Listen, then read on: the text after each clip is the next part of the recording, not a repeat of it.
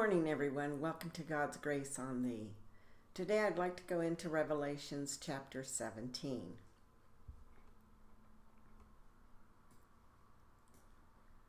And it says, if we follow chapter 17, verse 15 through 18, it states, God so ruled the hearts of these kings by his power over them, and by his providence, that they did those things without intending it, which he proposed and foretold. They shall see their folly, and how they have been bewitched and enslaved by the harlot, and be made instruments in her destruction. She was that great city which reigned over the kings of the earth when John had this vision. And everyone knows that Rome to be that city. And believers will be received to the glory of the Lord, when wicked men will be destroyed in a most awful manner.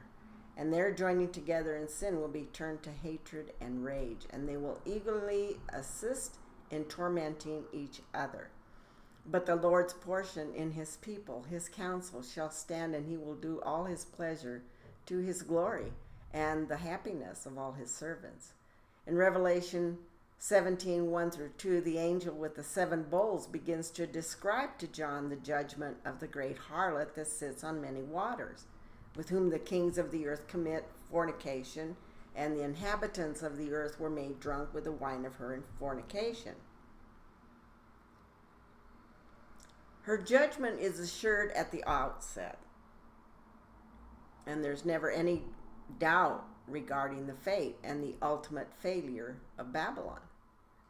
So as a religious system, Babylon came into being long before Christianity, but in satanic imitation it anticipated the coming true Messiah. And according to religious history and legend, the Babylonian religion was founded by the wife of Nimrod. Now Nimrod was the great-grandson of Noah. They were named Semiramis. And she was a high priestess of idol worship. And she gave birth to a son whom she claimed was conceived miraculously. And the son's name was Tammuz. And he was considered a savior. So many ancient artifacts remain with the familiar motif of the mother Semiramis holding the savior infant Tammuz, which predates Christianity. Now, it's also been said that Tammuz was killed by a wild beast and then miraculously brought back to life. Well, Baal was the local Canaanite name for the Babylonian Tammuz. And the Bible makes specific mention of some of the features of the classic religion of Babylon. And Ezekiel protests against the ceremony of weeping for Tammuz. And you'll find that in Ezekiel chapter 8, verse 14. So Jeremiah then mentions the heathen practice of making cakes for the Queen of Heaven. We find that in Jeremiah 7, chapter 7, verse 18, and offering incense to the Queen of Heaven, found in Jeremiah 44, 17 through 19, and 44, verse 25. She sits on many waters, or who sits on many waters. Here, Babylon sits on many waters. That is, she presides over many nations. If you go into Revelation 17:15, she has a universal international character. So the unification of all false idolatrous religion with representatives from apostate Catholicism and Protestant, or we call that Protestantism, as well as a smorgasbord of other religions of the world. And this woman pictures false religion that will dominate the world in the tribulation period. Many people like to identify this great harlot with the Roman Catholic Church, but false religion is not limited to any one church. So that Rome and the Romish system are involved may readily be admitted, but that's all. So the sudden fall of the great Babylon is simply the fall of Romanism, or the utter destruction of the city of Rome. They say that we should emphatically deny that. The inhabitants of the earth were made drunk So it doesn't just fall on one area or one religion. Religious Babylon intoxicates kings and peoples. Karl Marx was partly right when he said religion is the opiate of the masses. He was partly right because empty religion is the opium of the masses. Made drunk with the wine of her fornication means that the idea of fornication often has strong associations throughout the Bible with idolatry. Since it's a well accepted religious system, it's likely to appear as attractive and spiritually, though it's not necessarily moral. In Revelation 17, verse 3 through 6,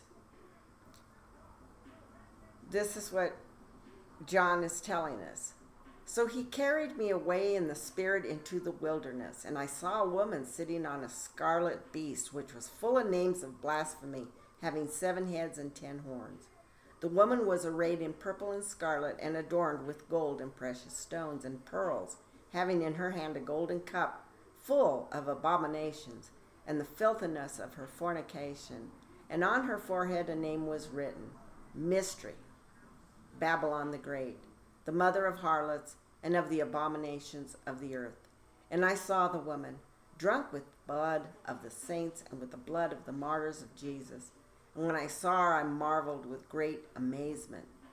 And he carried me away in spirit into the wilderness. So the nature of the wilderness is an appropriate setting for a vision of judgment. Sitting on a scarlet beast, that means that interprets into the the harlot rides the same beast with the 7 heads and the 10 horns. We saw that in Revelation 13:1, the Antichrist and his dictatorship.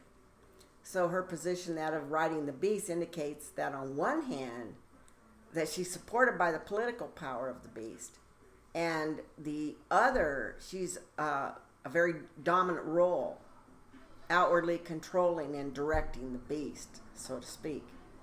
So her associations with the blasphemy and the dragon's beast are clearly seen from God's perspective.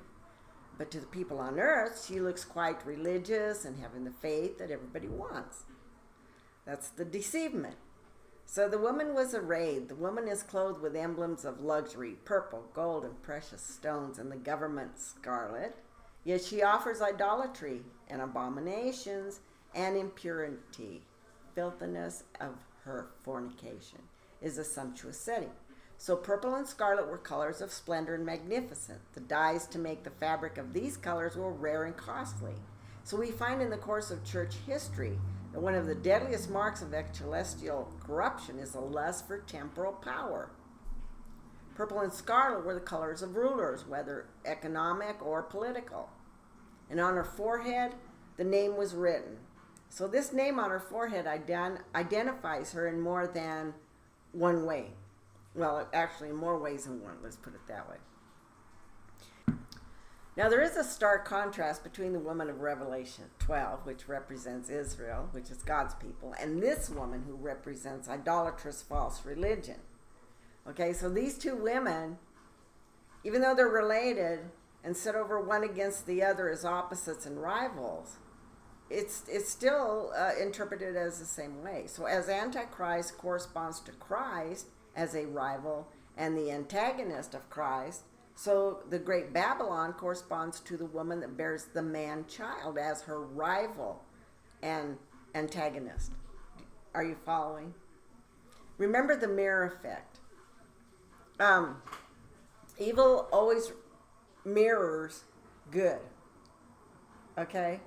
And oftentimes they are meshed and blended together that you don't know whether you're in one or the other. That's how I see it. So, Mystery Babylon the Great. This title is not for literal Babylon, but it's spiritual. It's a mystery.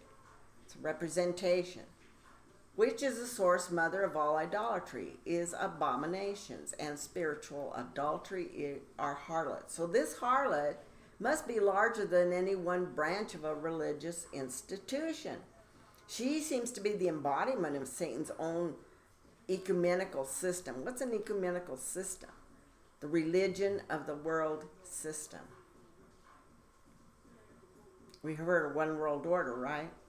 Our world strong with a philosophy that it doesn't matter what you believe as long as it is prepared for the harlot's seduction.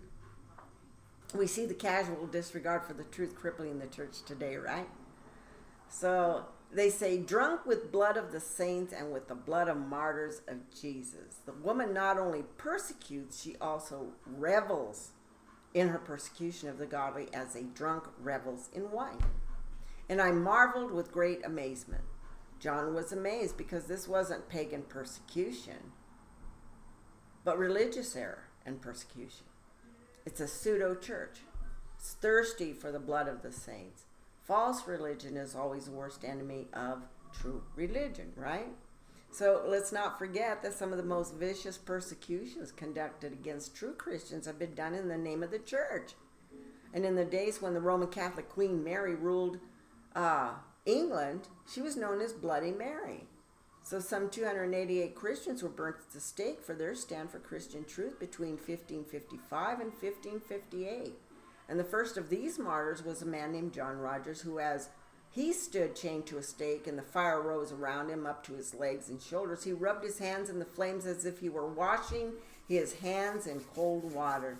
And then he lifted up his hands to the heavens and held them high until he was completely consumed by the fire. And Rogers went to the stake with such calm and dignity that the French ambassador wrote that he went to his death as if he was walking to his wedding. Now, his courage was so evident that the huge crowd burst into applause when they saw him walking to the stake.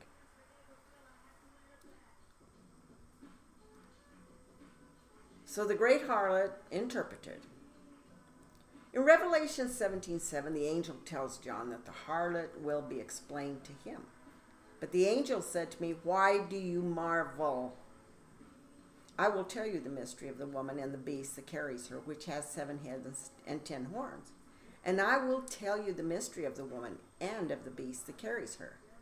The focus of the explanation on the beast here, it appears that the harlot ruled, or she rode, the Antichrist system.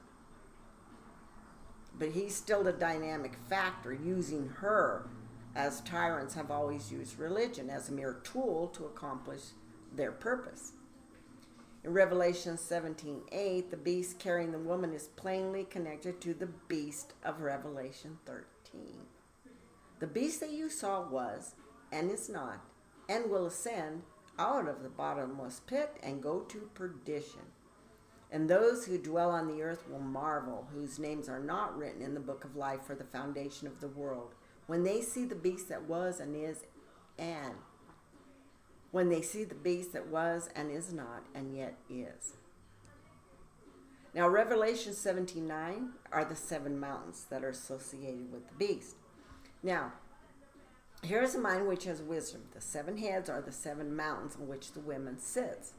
Now, the 7 heads, 7 mountains, are quickly associated with the 7 mountains with Rome and the papacy, because Rome is well known as a city on the 7 hills.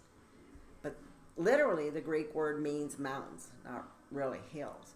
So a lot of commentators, those who see Revelation fulfilled in history, regard the 7 mountains as irrefutable connection to Rome. Now, Clark was a researcher. He's a good example of this when he writes, "This verse has been almost universal, considered to allude to the 7 hills upon which Rome originally stood. But in the Bible, the mountains are sometimes a figure of government, such as we find in Daniel 2, chapter 2, verse 35, and the city of Rome is built on hills, not mountains. But the 7 heads are 7 mountains. So if we see the 7 mountains, that represents the 7 kings and the 7 kingdoms that were described in Revelation 17:10. So many people are going to find the connection between the religious Babylon and the Roman Catholicism irresistible, because it's, yet it's flawed to a sense that there's not really a doubt but that religious Babylon will incorporate a strong Roman Catholic element. but it's going to be bigger than Roman Catholicism. You got to remember, this is a beast, and the beast will literally overcome everything, which we already see that they have done. So the tendencies for Roman Catholicism, their ultimate partnership with a one world religion, were evident in Pope John Paul II's bizarre involvement with and approval of other anti-Christian religions. So in addressing a prayer gathering of Christians, Muslims, Jews, Buddhists, and others, Pope John Paul II told participants that their efforts were unleashing profound spiritual energies in the world and bringing about a new climate of peace. Now that's kind of scary in itself. Unleashing profound spiritual energies in the world. What do you think those energies were? So the Pope pledged that the Catholic Church intended to share in and promote such ecumenical and interreligious cooperation. So that's where they started to spread and absorb religion, other religion. The Catholic Review commented on this and said, the unity of religion promoted by the Holy Father Pope John Paul II and approved by his Holy the Dalai Lama is not a goal to be achieved immediately, but a day may come when the love and compassion which both Buddha and Christ preach so eloquently will unite the world in a common effort to save humanity from senseless destruction and lead toward the light in which we all believe. Revelation 17:10, 7 kings and 7 kingdoms. There's also 7 kings. 5 have fallen, 1 is, and the other has not yet come. And when he comes, he must continue a short time.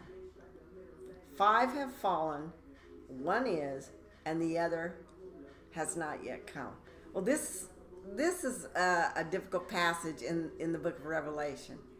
So some explain this as the 7 kings, 5 past, 1 present, and 1 to come in the succession of Roman emperors in John's era. But there are many historical difficulties with this approach.